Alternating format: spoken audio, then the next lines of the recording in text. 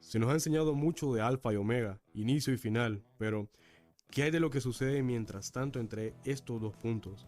Este camino transitado por muchos de nosotros y que en otras ocasiones nos vemos atrapados en él.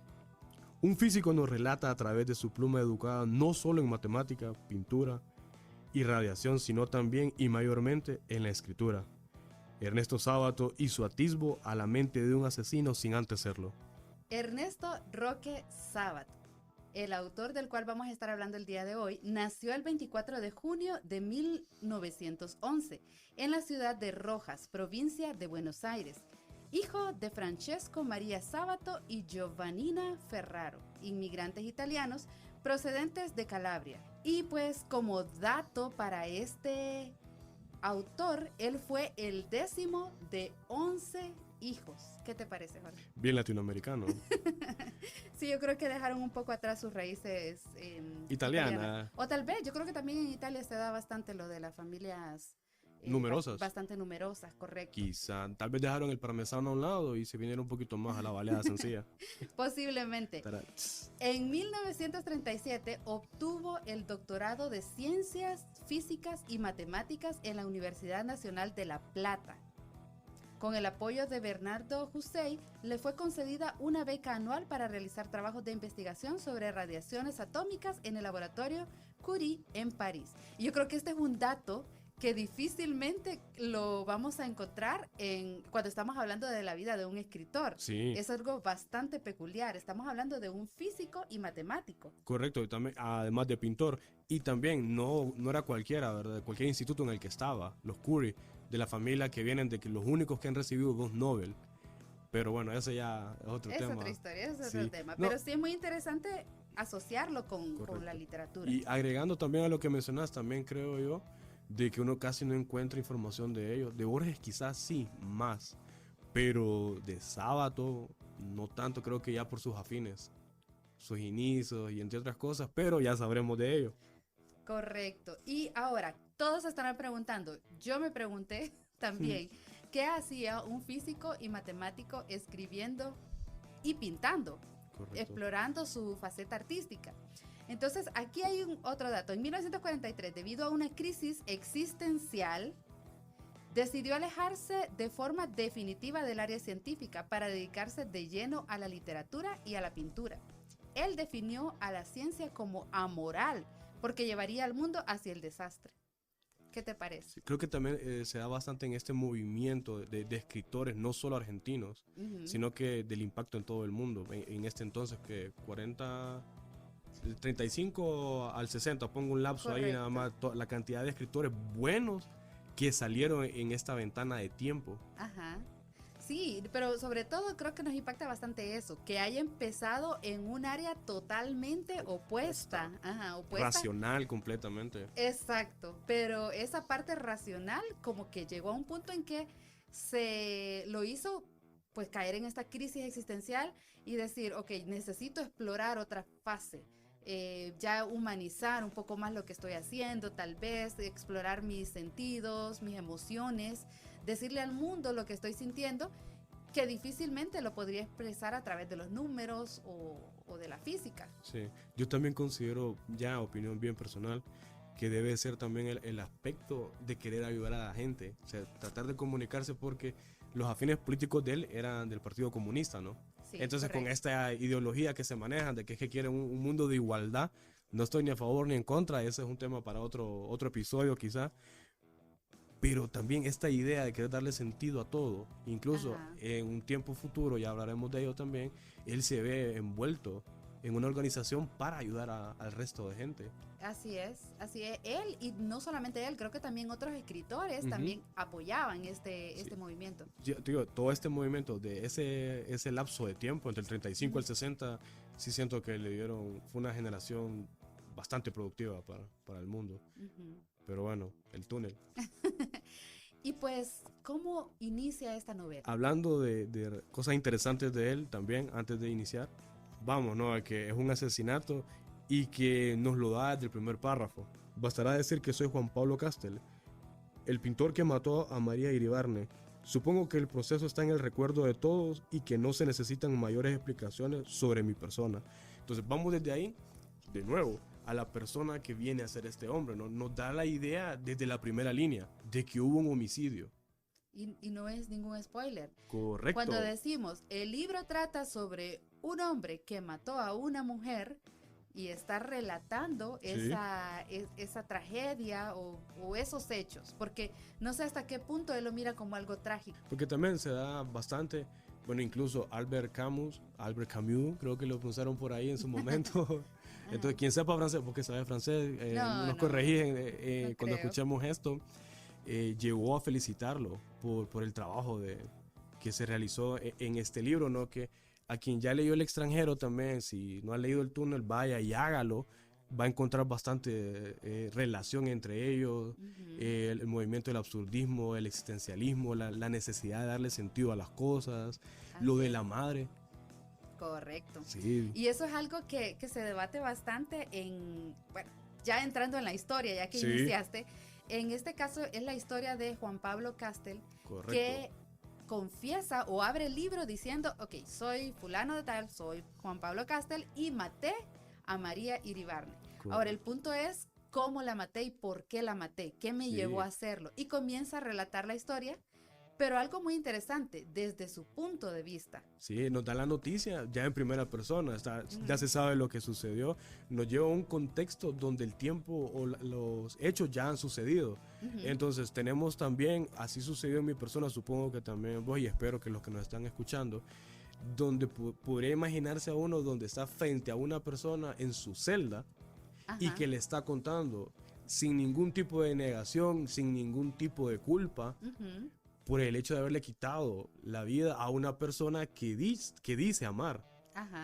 Entonces, vámonos también, ¿va? ¿Qué más podríamos decir? El aspecto también de cómo, a pesar de que se le cohibió de su libertad, de sus derechos, con aquella naturalidad, con aquel aire bien tranquilo, el hombre empieza a relatar y desde puntos bien detallados.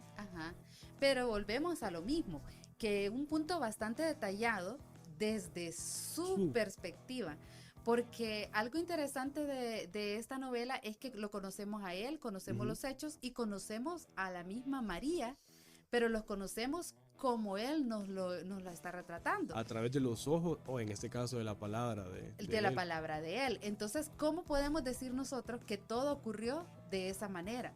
Yo creo que es que sería excelente y a mí me encantaría que una vez que leyeran el libro o si ya lo leyeron, colocaran comentarios diciéndonos, yo pienso que este hombre estaba juzgando mal a María o la María que nos retrata es podría haber sido totalmente diferente. Correcto. O no la supo comprender o tal vez él la idealizó de alguna manera y al darse cuenta que no era la María que imaginaba o que no le iba a proporcionar a él lo que él deseaba, se dio cuenta que lo mejor era eliminarlo. Correcto, que también, basándonos en todo lo que nos comentás y los que ya leímos el libro, avanzando un poco, sin irnos tan largo, es la idea de él, toda la ficción que hay en su cabeza. Iniciamos, Juan Pablo es pintor, entonces está en una presentación, tiene sus cuadros, en uno de los cuadros justamente hay una ventana que me parece que hace alusión a que se está viendo hacia una playa. Correcto. Entonces, para él nadie notó este pequeño detalle, pero no sé si por buena suerte, no sé si por destino, ocurrencias o pura casualidad o solo Dios sabrá qué fue lo que sucedió. María lo nota y eso le causa un impacto a Juan Pablo Castel que desde el momento en que él nota que ella vio este pequeño detalle que había sido o que había pasado de soslayo para el resto de habitantes, de todos los que habían llegado, público en general, artistas, escritores, otra gente también, otros pintores, pero X, Y persona, don nadie, viene y lo ve. Fue el boom para Juan Pablo Castel y dijo, no, aquí es. Y empezó a maquinar cualquier cantidad de historias dentro de su cabeza en una cuestión de segundos, que hoy en día podría decir que, no sé, algo poco, no tratando de usar una palabra tan contemporánea, pero si bien... A ver si estamos pensando en la misma palabra. Sí, eso. Acosador. Acosador. El tipo se volvió un acosador. Entonces, pero también, no sé si también es debido a la época. Este libro se escribió en 1948 Correcto. y pues no eran temas que se discutían tanto. Es decir, puede ser que haya sido una época en la que no como el día de hoy, que nosotros tenemos, las mujeres tenemos mayor derecho Sí. a Expresarse. expresarnos, a decir si algo no nos gusta, e incluso tenemos todo el derecho de alertar si hay alguien que nos está acosando, si nos está persiguiendo. Porque yo creo que una vez, bueno, justamente discutíamos que este libro lo habíamos leído hace mucho tiempo, Sí. tal vez con una perspectiva más joven, tal vez Sí. con Más pensamientos inmadura. más inmaduros, pero para realizar este capítulo lo retomamos y ya lo vemos de una forma muy diferente. Completamente. Ya con una madurez, yo con 40 años yo puedo decir, este hombre era un acosador, Sí. y posiblemente lo que hubiese hecho María en nuestra época era inmediatamente alejarse de él, apartarse de él y denunciarlo. Sí. Pero hubiese sido lo correcto. en esa época ella se dejó llevar también por las insistencias, por la persecución de él, e incluso jugó en algún momento con eso porque le dejaba mensajes diciéndole dónde iba a estar. Correcto. Y eso lo alentaba a él a decir, esta mujer me entiende, me aprecia el mundo de la misma forma en la que yo lo aprecio, Sí. y quiero estar con ella y ella quiere estar conmigo. Sí, que nos vamos a un tipo que está completamente solo, que en muy pocas partes del libro o en ninguna hace mención a que él tiene una relación de amistad con otras personas. El mundo para él incluso dejó de ser su misma pintura y empezó a ser qué hace María, dónde estará. La cosa, hay un momento cuando, aquí no sé si será spoiler alert, pero estén alertas. Entonces la está esperándola afuera del trabajo por horas y por horas y por horas, y vamos a esto mismo. Todas las historias que empieza a maquinar dentro de su cabeza de lo que podría estar así haciendo ella dentro de un lugar laboral. ¿Qué podría estar haciendo una persona dentro de un banco, por ejemplo? Aparte de trabajar o hacer algo respectivo, financiero, ¿no? Algún trámite. Este hombre lo piensa de una manera completamente diferente. Loca. Sí, pero vamos a eso justamente, de donde lo miramos desde un punto de vista quizás con un poco más de interés, porque lo estamos viendo hacia una persona que ya sabemos que es un asesino. Estamos viendo desde el punto de vista todo el antes de. ¿Qué fue lo que lo llevó a explotar? Yo creo que eso, si lo traemos a la actualidad, sería como las primeras red flags. Como desde ahí María... Bien aesthetic, Boba. Desde ahí María pudo haber hecho deducción y decir, no, aquí hay un problema, mejor me alejo. Pero ya lo vemos en retrospectiva, ya vemos que ocurrió el crimen, y es ahora donde comienza a contar la historia y comenzamos a darnos cuenta de que de un inicio María tuvo que haberse dado cuenta del hombre tan obsesionado que estaba por ella al punto de matarla. Y lo que ella le estaba permitiendo. Entonces aquí es donde se vuelve bonito el episodio, en el aspecto de las diferencias entre vos y yo. El hecho de que vos seas mujer, de que yo sea hombre, puesto que, y también de que ambos leemos el libro y lo estamos viendo desde el punto de vista del asesino, volvemos y repetimos, porque da la imagen de que María permite todo esto de una manera hasta casi con un cierto morbo. Lo que vos mencionabas no hace mucho, que le deja cartas, o sea, dándole seguimiento a este juego de la persecución de él. Una persona, como decís vos, ¿verdad? En estos tiempos, una mujer ya sensata, quizá, o no sé cómo poder decirlo, se da cuenta del problema al que se está metiendo. Así es. Pero ya vemos que María lo vio, no sé si como un juego, si realmente lo alcanzó a notar o no. Pero se menciona en alguna parte, creo que no se menciona la edad de ellos. Se menciona que son jóvenes. Sí, volvemos de nuevo quizá a la misma opinión, donde nos enfocamos demasiado en lo que nos dice él, porque si hay una parte, creo que está dentro bueno, ahí lo van a encontrar, donde hace mención de que la primera vez la vio y que la vio bastante joven.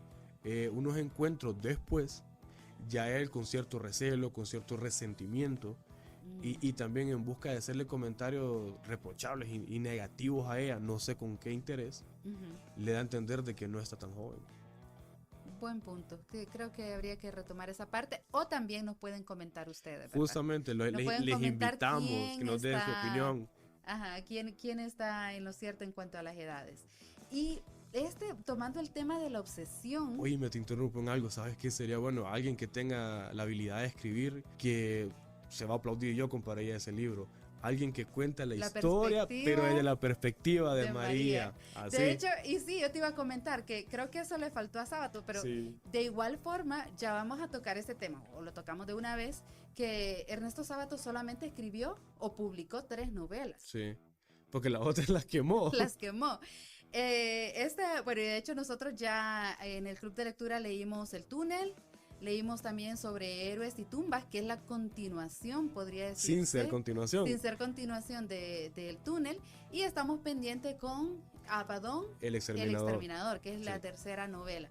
Y él creo que sí publicó diferentes ensayos, creo que publicó más que todo ensayos, otros escritos científicos. Pero, la biografía de La Resistencia, por ejemplo, también creo que fue lo último que publicó. Correcto, pero novelas solamente estas 3.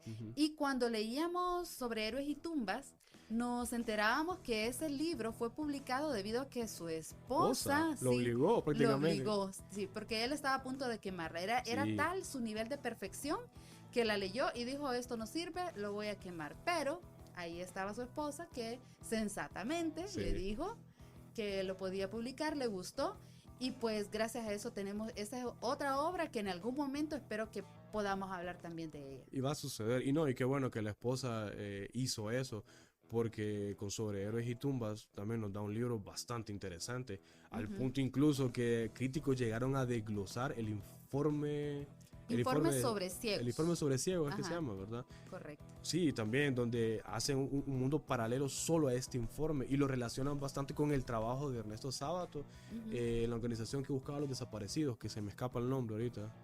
Sí, bueno, nos comentan si ustedes los... Y de hecho, ese es otro punto bastante importante en la obra de Ernesto Sábato, que es el tema de la ceguera, de los ciegos. Sí, los argentinos, por decirlo, porque también él era íntimo con Borges y eran tan buenos amigos que terminaron diciendo, bueno, quedémonos ciegos juntos.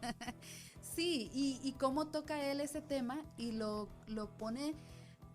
Hay una parte, no sé si te pasó lo mismo, tanto leyendo, bueno, más que todo sobre Héroes y Tumbas, pero ya que estamos tocando el tema de los ciegos, que ahí ustedes se van a dar cuenta dónde aparece, que da un cierto escalofrío cómo lo retrata, como una secta. Sí, una secta, y también como que es un atributo de personas realmente malvadas. Sí.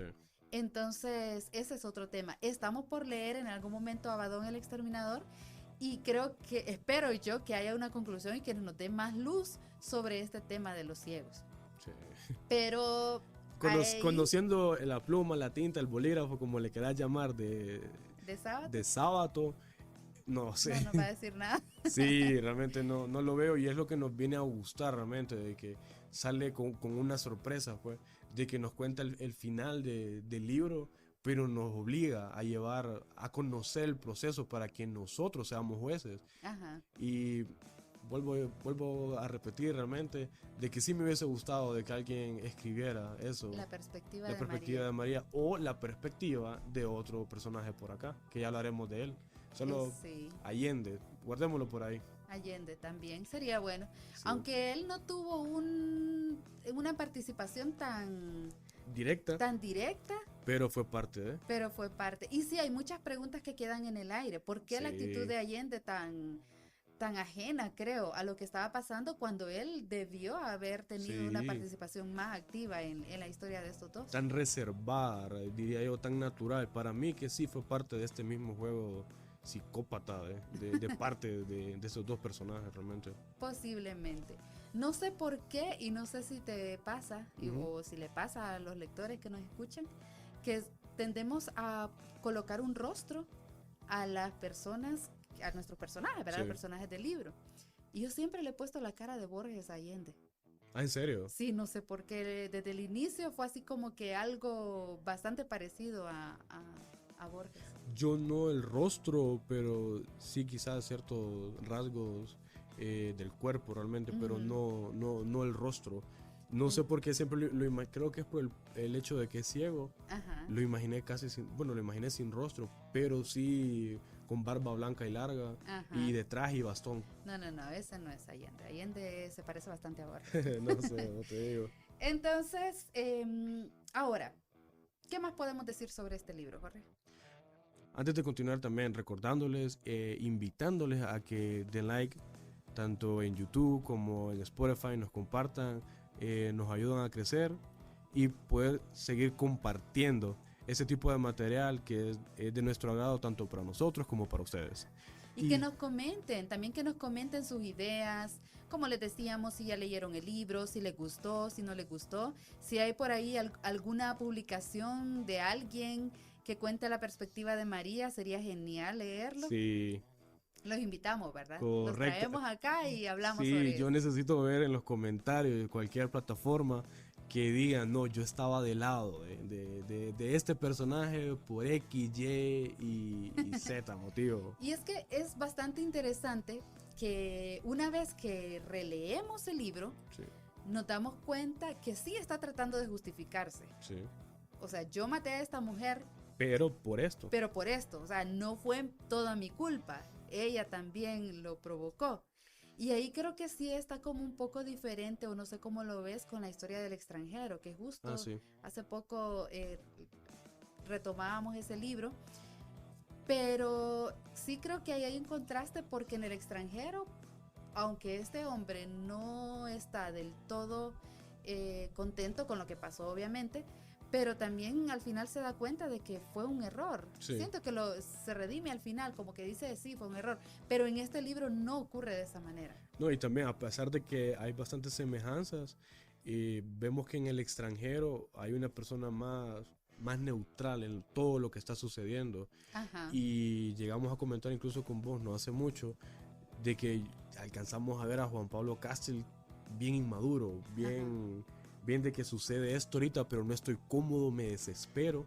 ajá, Entonces, y vamos también a que es la parte interesante de que estamos leyendo la perspectiva de un asesino.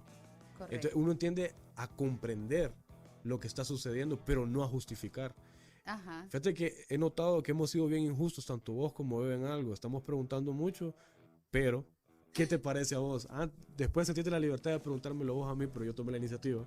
Entonces, dame tu perspectiva. Para vos, ¿tenía sus motivos? ¿Te pareció correcto? No, para nada. En ningún momento nada justifica lo que pasó. Ahora, que sí actuaron de forma bastante inmadura los dos personajes, sí, pero no para llegar al punto de un asesinato. Sí, de quitarle la vida a alguien, no, estamos Ujú. completamente de acuerdo. Yo también comparto con vos el aspecto de que yo creo que critico bastante la actitud que muestra Juan Pablo, la actitud que permite y que también es parte de María Ajá.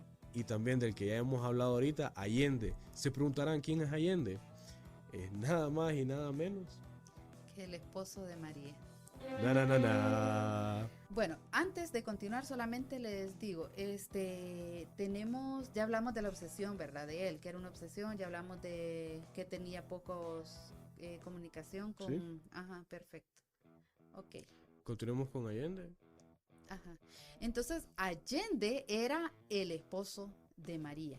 Sí. Aún así, Juan Pablo se obsesiona con ella, totalmente obsesionado y comienza a dar cuenta, es que no sé si decirles más detalles sobre la personalidad de ella, porque yo quisiera que lo leyeran y que Correcto. comprendieran qué personalidad tenía esta mujer. Y que elijan, darles el libre albedrío de elegir quién estaba en lo correcto, quién fue aquí el culpable, quién permitió o no, porque lo que yo te comentaba no hace mucho, la imagen que presenta él, obsesivo, molesto, Ujú. aquel personaje, Explosivo también, bastante irascible. sí, es Ajá. sumamente temperamental. Entonces, pero ella lo permite y ella lo alcanza a conocer de esa manera. Y él se siente refugiado en el seno de ella. Entonces, qué está sucediendo, pues. Entonces, también la necesidad de atención y de amor de este personaje que ella le está proveyendo de todos estos factores. Y ahorita que mencionas eso de esa necesidad, el nombre del cuadro que él pintó era Maternidad. Maternidad. Maternidad, ese era el nombre del cuadro. Y en ese cuadro hablábamos de que hay una ventana en esa ventana se puede ver la imagen de una mujer que está mirando hacia el mar. Que, como decíamos, fue un detalle que pasó desapercibido para muchos, pero para María no. Y tal vez por situación bastante X casual, para ella fue interesante, pero él lo tomó como un simbolismo. Sí. Ahora, ¿simbolismo de qué? Que basado en lo que él comenta, que cuando él lo pinta, era una mirada hacia el mundo en el que él se sentía completamente restringido, solo, apartado realmente. Que había una necesidad de amor, de cariño, de comprensión, de todo aquel afecto que de repente te puede dar una madre. Sí. Y en este caso, él se confundió y quiso encontrarlo en María, pero... Le permitió acciones a María que no son correctas, no aconsejamos que las permitan cuando los lean. Pero yo creo que es muy interesante, y aquí es la parte donde el lector se va a dejar llevar por cómo va evolucionando, de que María se asusta al ver esa obsesión, ese acoso, pero comienza a permitírselo hasta que llega, pues, curiosamente llega al final, pero en el inicio de nuestro libro, cuando ya ocurrió un crimen. Entonces son un homicidio aspectos, relatado, aceptado y sin ningún tipo de culpa. Entonces son aspectos que se van conociendo sobre cómo pensaba este hombre y cómo justificaba. Ahora, cuando nosotros hablamos de la personalidad de él, de la inmadurez de ambos y todo eso, no significa que no nos haya gustado el libro. Completamente. Hay una imagen que también que se volvió viral, en el aspecto de que este libro me pone triste, me hace sentir deprimido, me encanta. Me encanta. Sí. Y eso nos pasa a nosotros. El libro fue muy bueno, la forma en la que él va relatando todo lo que hizo y cómo uno se mete de lleno en el cuento desde, volvemos a decirlo, desde la perspectiva de Juan Pablo. Uno cree toda esa historia. Sí, y uno se ve también, no sé si te pasó a vos, creo que sí, en la necesidad de querer dar una mano, de mostrarle que lo que está haciendo no es correcto. Si tuviese una cercanía con uno, este personaje, uno se ve en la necesidad, al menos en mi caso, de hacerle mención de que no, esto no es correcto. Pero no sucede. No se puede, ya es algo... Y eso es parte de lo bien que está escrito el libro. Sí. Porque uno llega a ver a Juan Pablo Castel como alguien que es real, como alguien que uno puede ir a visitar a la prisión y hablar con él, cuando obviamente tratar de no ayudarlo. se puede. Que creo que es lo que todo escritor busca, causar algún tipo de reacción, algo que le motive al lector, pues, que lo motive a hablar de ello, y con lo ha hecho de gran manera. En el club de lectura también de Café con Letras, que se realiza todos los sábados a las 3 de la tarde en el edificio de Interplaza, lo llegamos a comentar también, y todos tenemos un punto de vista quizá diferente, quizá en otros alcancemos a estar bien cercanos, pero es justamente eso, todo lo que provoca, todo lo que suscita hablar de ello, toda la materia que tiene. Correcto. Entonces, es toda una historia bastante complicada, la de este pintor. Sí mencionamos que era un pintor, ¿verdad? Sí. Y que valga la casualidad que en este libro él retrata la historia de un pintor. Cuando el mismo Ernesto Sabato decidió dejar el mundo de la física, de las matemáticas, para dedicarse a pintar, a ser un pintor. Entonces, él no sé qué tipo de pensamientos tenía mientras pintaba sus cuadros, que llegó a sentirse, o qué quiso explorar él, sentir soledad o sentirse incomprendido, y llegar a elaborar toda esta historia sobre una muerte, sobre un hombre que se sentía tan alejado de todos, que con la primera persona que le prestó la atención más mínima, ni siquiera él, sino que a un detalle de su cuadro, decidió que esta era la mujer que él quería tener a su lado. Sí, y que denotara todo ese tipo de ficciones en su cabeza, ¿no? Correcto. Es que también se considero yo de que de Ernesto Sábato, todo ese tiempo político en Argentina en el que él se ve, sí busca la necesidad de una válvula de escape, quizá la encuentra, porque bien, tiene ascendencia italiana, ¿no? Entonces ya la cultura de ellos, la educación que los padres le llegan a brindar, a pesar de que vayan quizá huyendo de otro país, de un país europeo, llegan a Argentina, pero la capacidad que tienen de darle una buena educación, lo llevan al instituto, el hombre se vuelve un físico, escribe ensayos y todo detalle, pero él no se ve desarrollando, manifestando o expresándose de la manera que quizá le gustaría. Tal vez tocando la vida de otras personas. Llega a la pintura, que también he llegado a ver en varios artistas, ¿no? De que cuando están sumergidos en la depresión, la pintura les ayuda. Tal vez fue lo mismo, ya lo mencionaba Agatha Christie, de que hay una cuestión de las historias de asesinatos se le dan en quizás las tareas más cotidianas. Las mejores historias se le ocurrían cuando estaba lavando los platos. Correcto. Entonces, a pesar, o los que consideran que no tiene relevancia esto, es todo lo contrario, puesto que quizás el hombre, o uno lo escuchará, de que pucha, está estudiando para ser físico, o es un buen físico ya, y esto no lo llena, se vuelve pintor y se vuelve bueno, pero y que tampoco lo llene, y llega a la escritura. Correcto. Y ahí es donde toca el tema del dato que dábamos anteriormente, lo que vos mencionabas, que era tan perfeccionista que buscaba quemar todo lo que trabajaba. Porque no lo miraba como... Sí, no lo satisfacía, consideraba que no era lo suficientemente bueno como para llevarlo y publicarlo. Exacto, y por eso solo nos dejó 3 novelas. Sí, que tiene un orden cronológico sin tenerlo. Correcto. Nos sorprendió realmente, porque El túnel y Sobre héroes y tumbas, uno tiene que haberlos leído para darse cuenta de que tienen un paralelismo. Claro, y lo recomendable es en ese orden. Sí. El túnel, Sobre héroes y tumbas, y Abaddon el exterminador. De último. Que lo vamos a leer para en algún momento pues igual hablar de las 2 obras de él. Entonces, yo creo que sí cubrimos bastantes puntos acerca de este libro, muy interesantes, pero en resumen, es un gran libro que nos gustó. Yo creo que nos escucharon el entusiasmo con el que debatimos, e incluso justo hasta este día, creo que ya lo habíamos hablado en algún momento. Varias veces. Pero hasta este día llegamos a hacer otras conjeturas acerca del libro, y estoy segura que si dentro de 20 años lo volvemos a leer, vamos a verlo también desde otro punto de vista ya... con detalles que no habíamos notado. Que se nos habían escapado. Para ese entonces ya la vida, el tiempo habrá hecho su trabajo, y la madurez que tendremos para entonces puede que nos lleve a tener otro tipo de opiniones, puede que no. Así es. Esperamos que para ese entonces ya haya salido la versión de María. De María. Va a ser fantástico. Sí, no, pero justamente cubrimos bastante el libro. Les invitamos a que vayan, que lo pueden encontrar en Diáfano Bookstore, ubicado en el edificio de Interplaza, frente al Boulevard Morazán.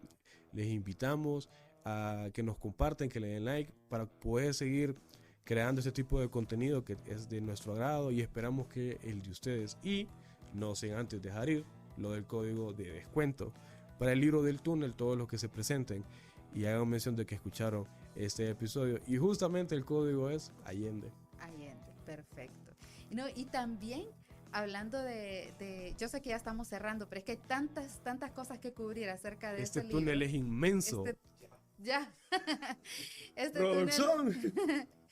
Hablando, y sobre todo, si tienen libros que ustedes consideran que les gustaría que habláramos sobre ellos, también coméntenos, díganos qué libro les gustaría que trajéramos al podcast, de qué quieren que hablemos, qué temática. Eso nos ayudaría bastante para pues hacer contenido de calidad para ustedes. Sí, correcto, porque al final nosotros hacemos contenido tanto para expresarnos y que ustedes puedan escuchar material de buena calidad y que nos lleve a estar ya fuera de los límites, no solo de Cihuatepeque, sino también de Honduras, y poder dar un material productivo. A ver, Jorge, ¿qué nos puedes decir acerca de el cierre de este libro? Al final había un solo túnel, oscuro y frío, el mío.